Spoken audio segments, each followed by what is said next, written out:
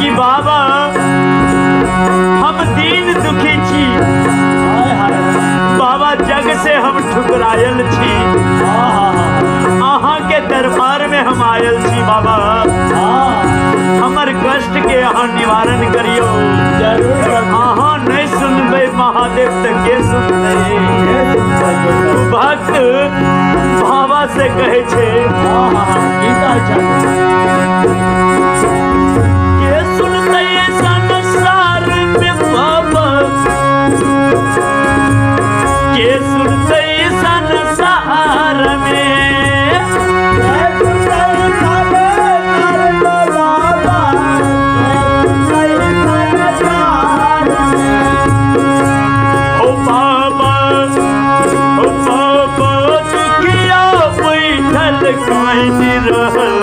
दरबार में ये सुनते संसार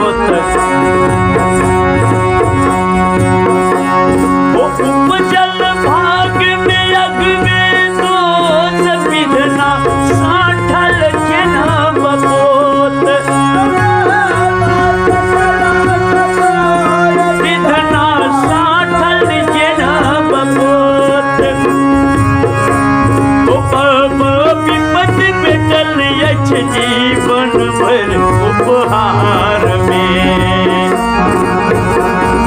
बहुत सुंदर शब्द विपद भेटल अछि जीवन भर उपहार में, सुनते संसार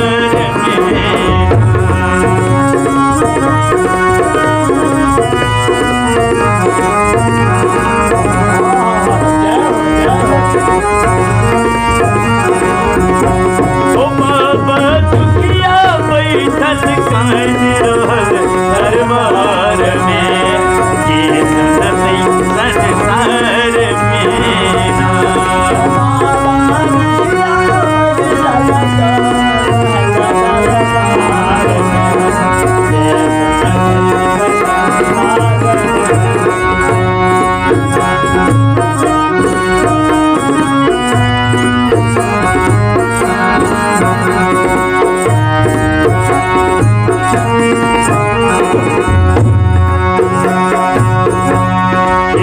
सब ये रख अपमान, निर्धन के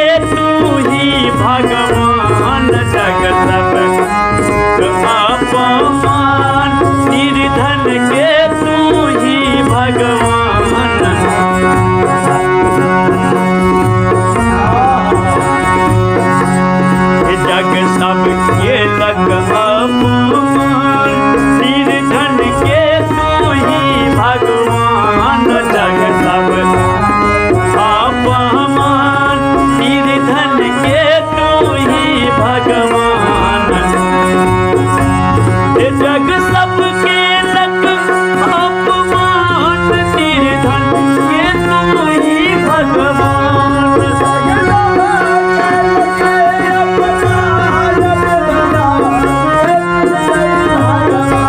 ओ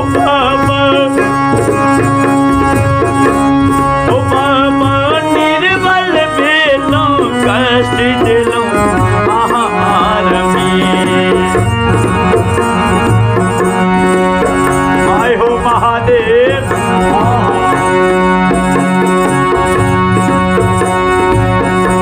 ओ बाबा राम विकराल मन धार में ये सुरति संसार में।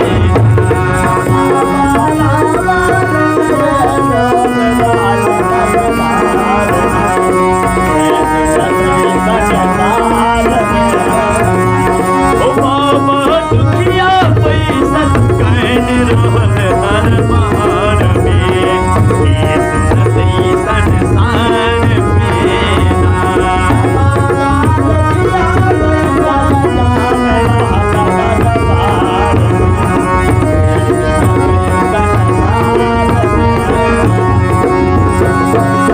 ये सुनते संसार में बाबा ये सुनते संसार में।